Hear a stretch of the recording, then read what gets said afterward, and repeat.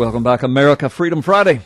Listen, we're going to go straight to the phone lines because I've got coming up now my guest, Brandon Big B, and I know there's a huge portion of our listening audience that tunes in every week just to hear what's going to roll off Big B's mouth. So, Big B, listen, I'm going to throw some stuff at you. There's a couple of amazing stories this week that might have a tie together. If they do, I know that you'll be able to make the connection. If they don't, just tell us. But I saw about this university, this major university in the United States that's using iris scan technology, but there's a little twist to it, and I know you know that story because we talked about that earlier.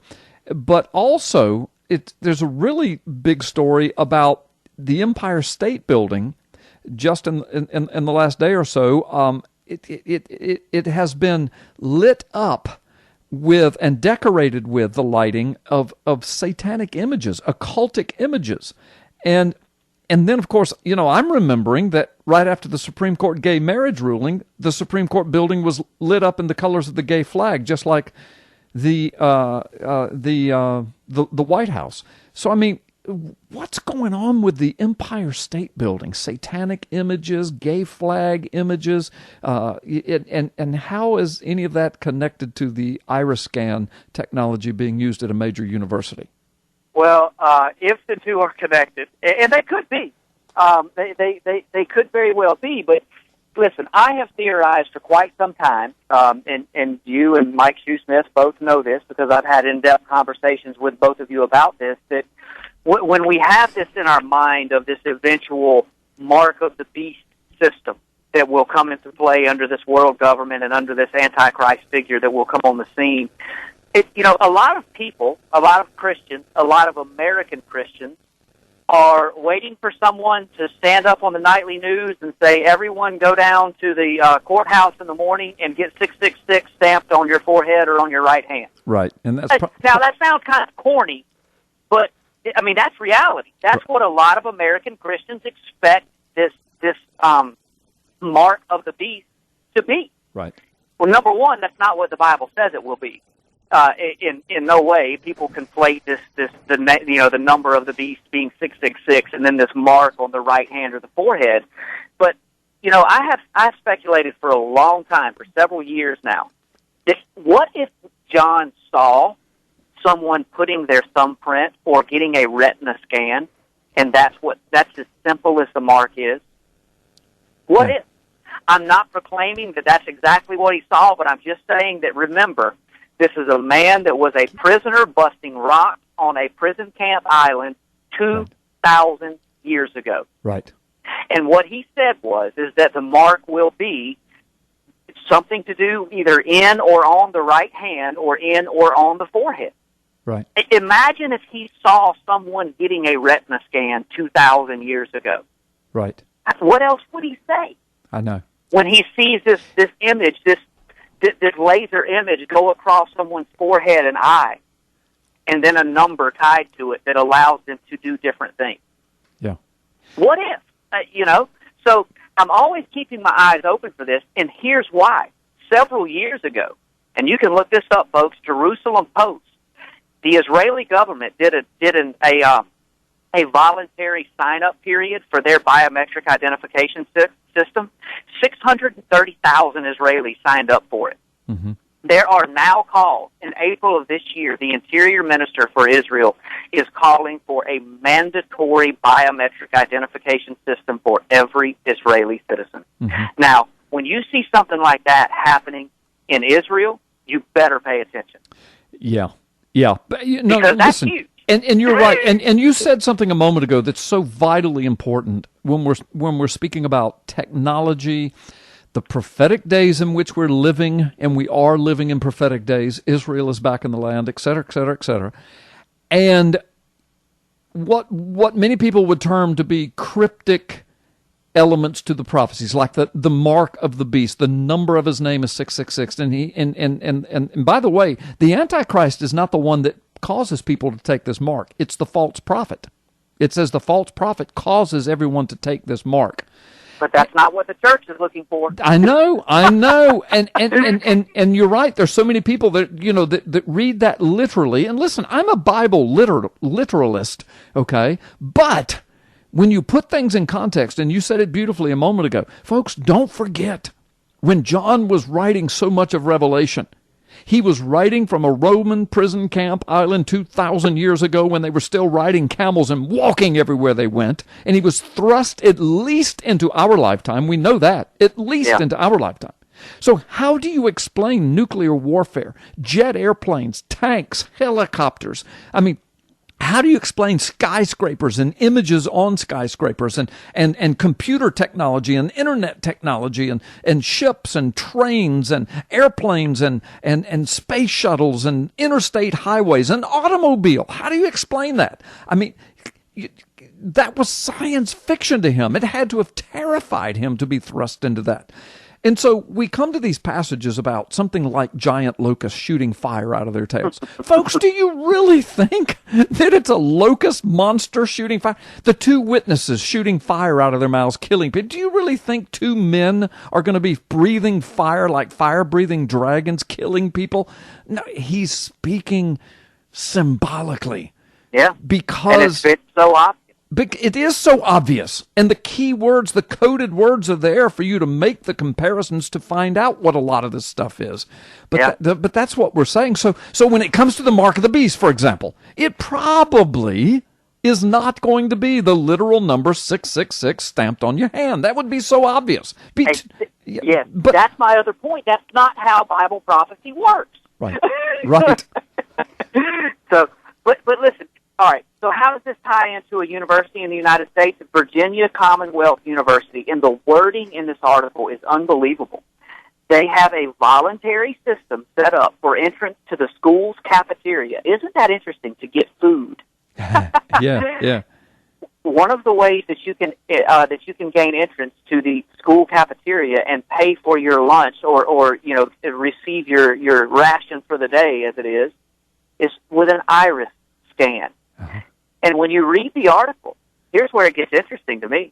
The iris scan is then tied to a number that is then tied to the individual student. Right. I saw that in the article. Now, that is revelation if I've ever seen it. Yeah. And again, I'm not proclaiming that Virginia Commonwealth has just instituted the mark of the beast, but what I'm telling people is this. Be careful. And just because someone is not standing in front of the world proclaiming, go down to the courthouse tomorrow and get 666 tattooed on your forehead or your hand, be careful what you are doing. Be careful about things. Listen, you can unlock the latest iPhone with a thumbprint. There are phones that you can unlock with an iris scan. There are apps you can download to unlock phones with an iris scan. The technologies are all in place. Well, Israel is trying to make it mandatory. Yeah. Israel, of all places. Right out of the Middle East. Not Bangladesh. Yeah. Israel. The biblical nation, the biblical standard for fulfillment of prophecy in the last days, the nation of Israel. Yes. Yeah. And so what we're saying, folks, is look, just be careful with technology. As technology unfolds, remember the Bible spoke of things that seemed like science fiction for 2,000 years, but now to us, they're so obvious, they're so in our face that we can miss this if we're not careful. That's what Brandon's saying. Right. And listen, how many people, and again, this may even sound far-fetched right now, but just watch over the next few months and maybe the next year. The next year or so, how many people will be paying for things using biometric technology other than their school cafeteria, maybe at your local grocery store or your local department store, or via your smartphone, purchasing something over the Internet using your thumbprint scan of, maybe your right thumb. Yeah. Well, or maybe an iris scan. Those technologies are already here. Right. They can be implemented tomorrow. All right, Brandon Bigby, we're back. Talk to us about the Empire State Building, because some freaky things have been going on with that. We know the gay flag colors were displayed on the Empire State Building right after the Supreme Court ruling. But here just recently, some pure occultic, demonic, satanic images went up and lit up downtown New York from the Empire State Building. What do you know about that? No, they did. And in all fairness, let's just begin by saying that over the years, the Empire State Building has been It's a privately owned building, and the government is not behind any of this, it doesn't appear. So, it's been used by different groups. They'll pay to have different images projected onto it or to use the lighting in it to display different images. But we did have the gay flag images, lit up on it after that Supreme Court ruling several weeks ago now. But this last week, we saw some extremely disturbing images portrayed on the building to the ancient mythical goddess Kali.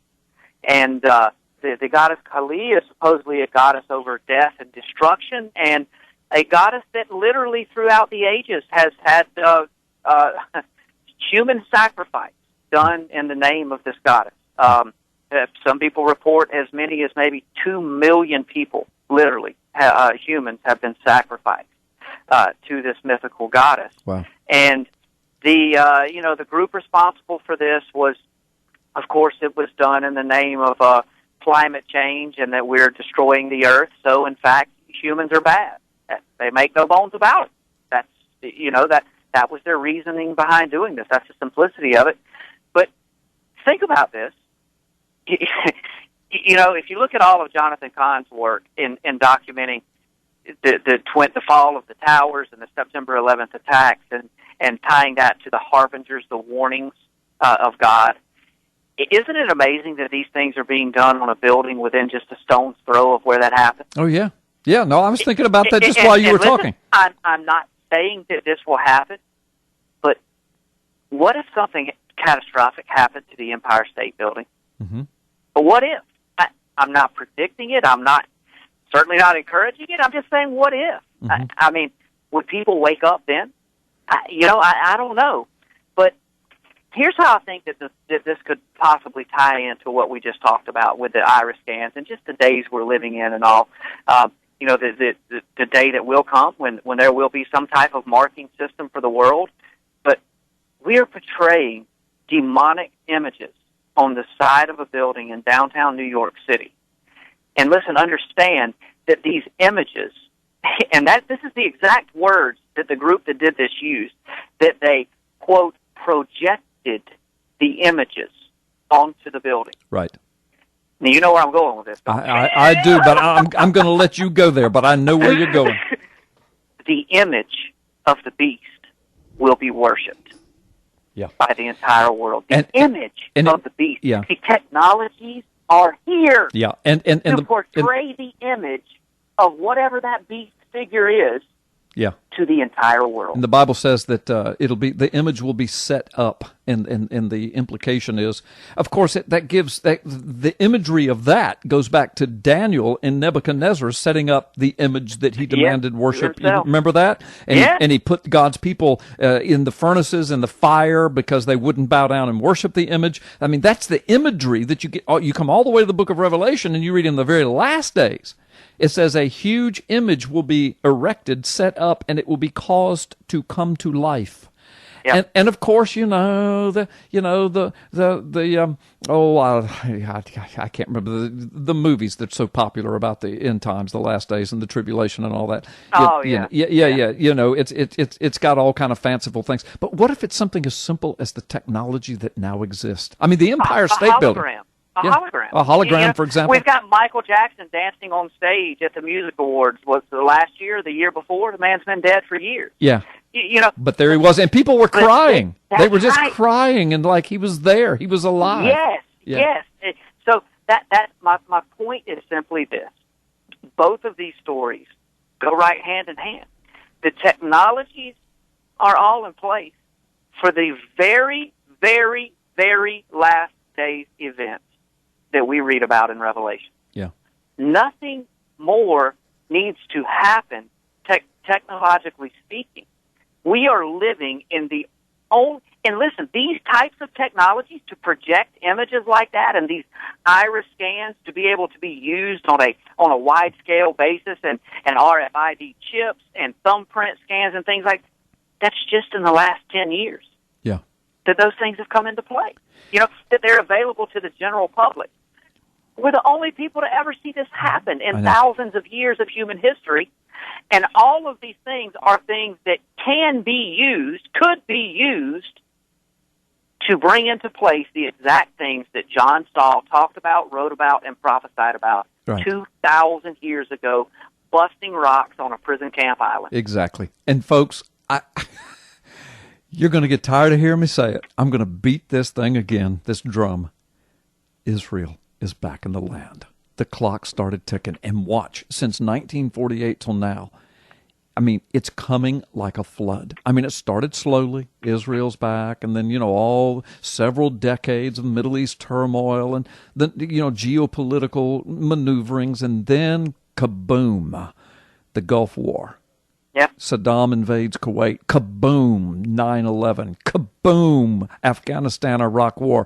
Kaboom, Arab Spring. A guy named Barack Hussein Obama becomes president of the United States, starts shipping in hundreds of thousands of Muslims and scattering them all over the United States. Lets our borders down. Kaboom, ISIS rises, kills and maims and destroys and rapes and murders tens of thousands of Christians, hundreds of thousands fleeing, cities destroyed all along the Euphrates River. I mean, it's like a flood. Technology burst forth in the last 3 decades alone. We've gone from none of that technology to all of a sudden all of it. Internet, retina scans, I can't even think of it. Imagery, holograms, on and on, all the technology that's necessary. Just kaboom, it explodes on the scene.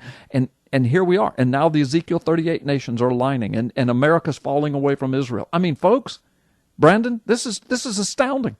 I think our friend Bill Martinez said it best, that in 1948 that the hour hand on God's prophetic clock moved. Yeah, the hour hand did, yeah. And I would take it one step further. I think it started moving.